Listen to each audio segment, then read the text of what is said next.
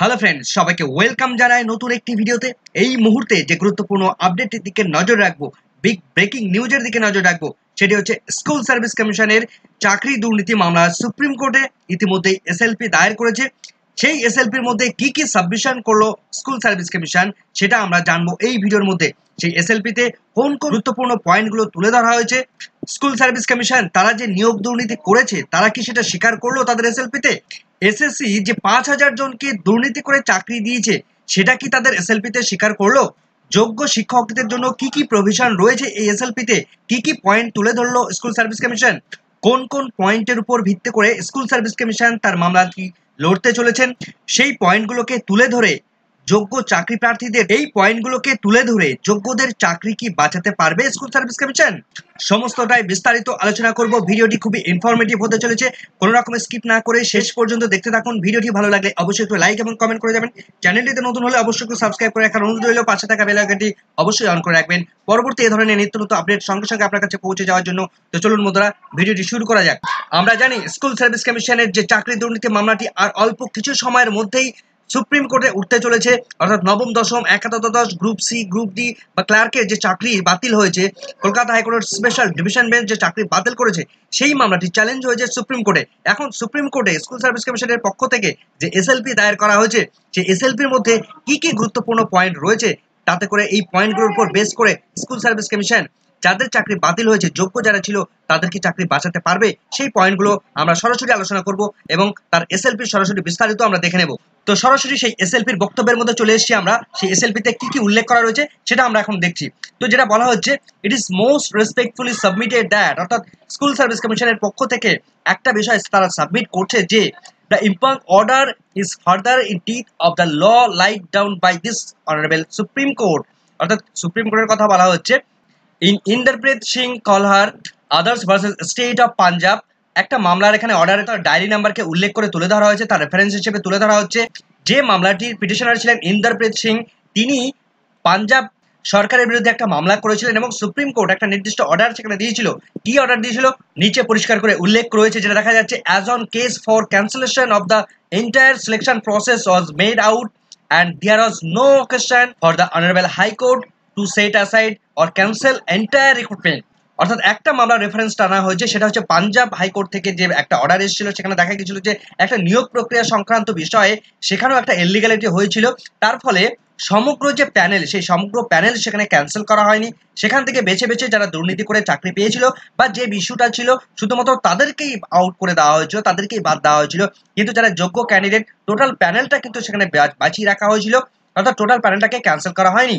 এরপর যেটা বলা হচ্ছে, when the allegedly wrongfully or illegal appointments identified by the school service commission based on the CBI report।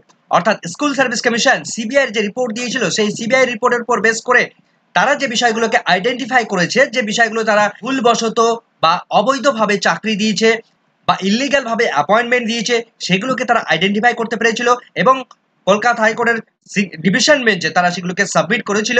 Could have as per law been set aside after hearing the aggrieved parties.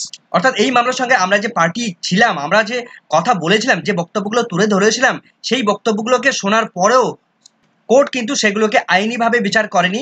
সেখানে কি শুধু এই ইলিগ্যালিটি যারা করেছিল তাদেরকেই set aside করা উচিত ছিল না? অর্থাৎ শুধুমাত্র যোগ্যদের চাকরি সেখানে বাঁচিয়ে রাখা উচিত ছিল না? তাহলে যারা ইলিগাল ভাবে চাকরি দেওয়া হয়েছে, যেটা আমরা স্বীকার করছি, আইনের দৃষ্টিভঙ্গিতে তাদেরকে সেট অ্যাসাইড করার দরকার ছিল বা তাদেরকে বাতিল করে দেওয়ার দরকার ছিল।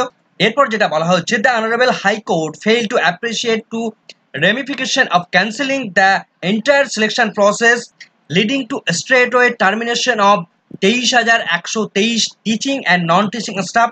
অর্থাৎ কলকাতা হাইকোর্ট তারা একটা বিষয়ে তারা ফেল হয়েছে, এখানে পরিষ্কার উল্লেখ করা রয়েছে, একটা বিষয়ে তারা ফেল হয়েছে, যে কোনটাকে, যে এই যে সমগ্র নিয়োগ প্রক্রিয়াটা ক্যান্সেল করা হলো, সেখান থেকে সমগ্র নিয়োগ প্রক্রিয়াটা তারা ক্যান্সেল না করে সেখান থেকে যদি তার শাখা প্রশাখাগুলো বা বিভিন্ন যে ইলিগ্যালিটি যেখানে যে যে সমস্ত জায়গাগুলোতে হয়েছে সেইগুলোকে না বেছে সমগ্র এন্টায়ার সিলেকশন প্রসেসটাকে কিভাবে তারা টার্মিনেট করে দেয়, কিভাবে 23,123 জন ক্যান্ডিডেটকে টিচিং এবং নন টিচিং স্টাফ, সমগ্র যে নিয়োগ প্রসেস, সমগ্র নিয়োগ যে ক্যান্ডিডেট রয়েছে তাদেরকে টোটালটা কিভাবে বাতিল করে দিতে পারে from the service with immediate effect. সরাসরি তাদেরকে সার্ভিস থেকে রিমুভ করে দেওয়া হয়েছে খুব ইমিডিয়েটলি ভাবে, without giving sufficient time to petitioner state to deal with the such and exigency rendering the education system at a standstill। অর্থাৎ এই মামলার সঙ্গে যারা পিটিশনার তাদেরকে সাফিসিয়েন্ট টাইম না দিয়েই, তাদের বক্তব্য না শুনেই সমগ্র এডুকেশন সিস্টেমের উপর একটা সংকট এনে দিল, একটা বোঝা চাপিয়ে দিল।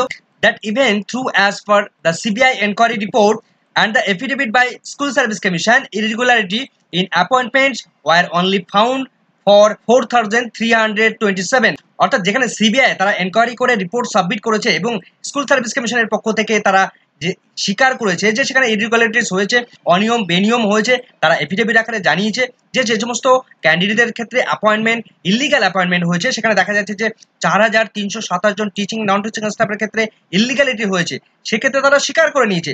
তারপরে তা সত্ত্বেও কি করে কলকাতা হাইকোর্টের স্পেশাল ডিভিশন বেঞ্চ টোটালটাকে বাতিল করতে পারে? Teacher and non teaching staff the impung order on its own wisdom strike at the legal and valid selection of 23,123 teachers, which was not found to be riddled with any anomaly as per it filed by the CBI concluding the investigation।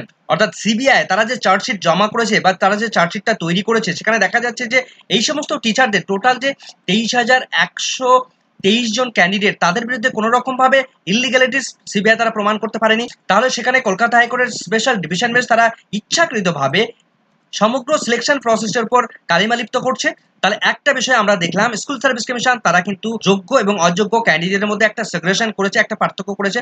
সেখানে দেখা যাচ্ছে যে 23,123 জন candidate তারা যোগ্য candidate এবং তাদের মধ্য থেকে টোটাল 4,327 জন ক্যান্ডিডেট সেটা হচ্ছে ইলিগাল ভাবে চাকরি দিয়েছে স্কুল সার্ভিস কমিশন, সেটা তারা এফিডেভিটের মধ্যে স্বীকার করে দিয়েছে। সেটা আমরা দেখব যে তারা এসএলপির মধ্যে কতজন, এই 4,327 জন ক্যান্ডিডেটকে কিভাবে কতজন, কোন স্তরে কতজন ক্যান্ডিডেট ছিল, সে বিষয়গুলো আমরা দেখব। এবং আরেকটা যেটা বিষয় বলা হচ্ছে, moreover schedule of the right to child to free and compulsory education act 2009 prescribes that, সেখানে 2009 যে চাইল্ডদের যে রাইট রয়েছে ফ্রি অ্যান্ড কম্পালসারি এডুকেশন, সেই রাইটটাকে যথাযথভাবে রাখার জন্য কি করতে হবে? Appropriate government is bound to maintain the student to teacher ratio, সেখানে স্টুডেন্ট টিচার রেশিওকে যথাযথভাবে মেনটেন করতে হবে। চাইল্ডদেরকে তাদের সঠিক যে অধিকার, সে অধিকারকে দেওয়ার জন্য সেখানে দেখা যাচ্ছে যে 40:1 অনুপাতে এলিমেন্টারি লেভেলের ক্ষেত্রে 40:1 অনুপাতে টিচার এবং স্টুডেন্ট এবং টিচার রেশিও মেনটেন করতে হবে। কিন্তু এত সংখ্যক টিচারদের তাদের চাকরি বাতিল হওয়ার ফলে এই সমস্ত এলিমেন্টারি লেভেলের ক্ষেত্রে এখন কিন্তু এই 40:1 এই রেশিওটাকে মেনটেন করা সম্ভব হচ্ছে না বা মেনটেন করা সম্ভব হবে না, যেহেতু এত সংখ্যক শিক্ষক তারা চাকরি থেকে বাতিল করে দিয়েছে। এখন সমগ্র শিক্ষা ব্যবস্থাটাই ভেঙে অচল অবস্থায় পড়ে গেছে। তো এটাকেও আগের যে মামলাটা, সেই মামলার সঙ্গে রেফারেন্স টানা হয়েছে। Surprisingly, the School Service Commission and CBI has filed multiple report in addition to the materials produced by the writ petitioner। অর্থাৎ স্কুল সার্ভিস কমিশনের পাশাপাশি সিবিআই এবং স্কুল সার্ভিস কমিশন উভয় তারা বিভিন্ন সময় মাল্টিপল রিপোর্ট তো সাবমিট করেছেই, তার পাশাপাশি যারা রিট পিটিশনার রয়েছে তারাও বিভিন্ন সময় তারা বিভিন্ন ধরনের মেটেরিয়ালসগুলো কলকাতা হাইকোর্টে সাবমিট করেছে, which clearly elicit a tangible data of limited illegal appointments. যে তথ্যগুলো থেকে পরিষ্কার যে এই সমস্ত পিটিশনার তারা যেটা দাবি জানিয়েছে বা তারা যে তথ্যটা কলকাতা হাইকোর্টে পেশ করেছে সেগুলো যথাযথভাবে গ্রহণ করা হয়নি। And therefore, the Honorable High Court erred in law by cancelling the entire selection process by ignoring the specific data on purported illegal appointments, which form the foundation of said direction। অর্থাৎ Kolkata high court তারা ভুলবশত সমগ্র নিয়োগ প্রক্রিয়াটা entire selection প্রসেসটাকে সমগ্রভাবে cancel করে দিয়েছে। সেখানে কোনো রকম ভাবে স্পেসিফিক তাদের কাছে কোনো ডেটা নেই। লিগাল অ্যাপয়েন্টমেন্ট এবং ইলিগাল অ্যাপয়েন্টমেন্ট এই দুটোর মধ্যে কোনো রকম ভাবে পার্থক্য করতে পারেনি কলকাতা হাইকোর্ট, সেরকম কোনো ডিরেকশন দিতে পারেনি। এরপর স্কুল সার্ভিস কমিশন তারা যে সুপার নিউমেরিক পোস্ট তৈরি করেছিল, সেই সুপার নিউমেরিক পোস্ট সম্পর্কে তারা কি দাবি জানিয়েছে, কি তথ্য তুলে ধরেছে? The impugned order further loses sight of the fact that there is no appointment to said supernumerary post till date। অর্থাৎ স্কুল সার্ভিস কমিশন তারা কিন্তু দাবি জানিয়েছে যে সুপার নিউমেরিক পোস্ট তৈরি করার কথা বলা হয়েছে, যে সুপার নিউমেরিক পোস্ট এখানে তৈরি করা হয়েছে সেখানে পরিষ্কার উল্লেখ করা হয়েছে নো অ্যাপয়েন্টমেন্ট, সেখানে কোনো রকম ভাবে অ্যাপয়েন্টমেন্ট স্কুল সার্ভিস কমিশন তারা দেয়নি, except for the said Soma Das নামে একজন ক্যান্ডিডেটকে। তার ক্ষেত্রে শুধুমাত্র ব্যতিক্রমী ঘটনা ঘটানো হয়েছিল। তার ক্ষেত্রে এই সোমা দাস যার চাকরিটা সবলে রয়েছে এখনো পর্যন্ত, শুধুমাত্র তার ক্ষেত্রেই সুপার নিউমেরিক পোস্ট তৈরি করেছিল school service commission, whose appointment against super numeric post has been upheld by the Honorable High Court by impung order as an expectation। অর্থাৎ কলকাতা হাইকোর্টের তাদের যে ইচ্ছে, তাদের যে এক্সপেকটেশন, সেই অনুযায়ী যে সুপার নিউমেরিসি পোস্টে সেখানে শুধুমাত্র এই সোমা দাসের চাকরি হয়েছিল এবং সেই সুপার নিউমেরিসি পোস্টের যাকে চাকরি দেওয়া হয়েছিল, পোস্টে যাকে চাকরি দেওয়া হয়েছিল, শুধুমাত্র তার চাকরিটাই বহাল রইল। বাকি যে সমস্ত ক্যান্ডিডেট তাদের চাকরি কোনো রকমভাবে বহাল রইল না। এখন তারা প্রশ্ন তুলছে যে এই সোমা দাসের চাকরি যদি বহাল থাকে তাহলে বাকি ক্যান্ডিডেটের চাকরি কেন বহাল থাকবে না। এবারে সব থেকে গুরুত্বপূর্ণ একটা পয়েন্টকে সেটা ধরা হয়েছে, যেটা বলা হচ্ছে orders have been passed by honourable high court. Honourable high court বিভিন্ন সময় বিভিন্ন অর্ডার সেখান থেকে পাস হয়েছে, ফ্রম টাইম টু টাইম বিভিন্ন সময় পাস হয়েছে। কি বিষয়ে? Cancelling the appointments of several such candidates on the ground that their appointments were made illegally by manipulating the evaluation process.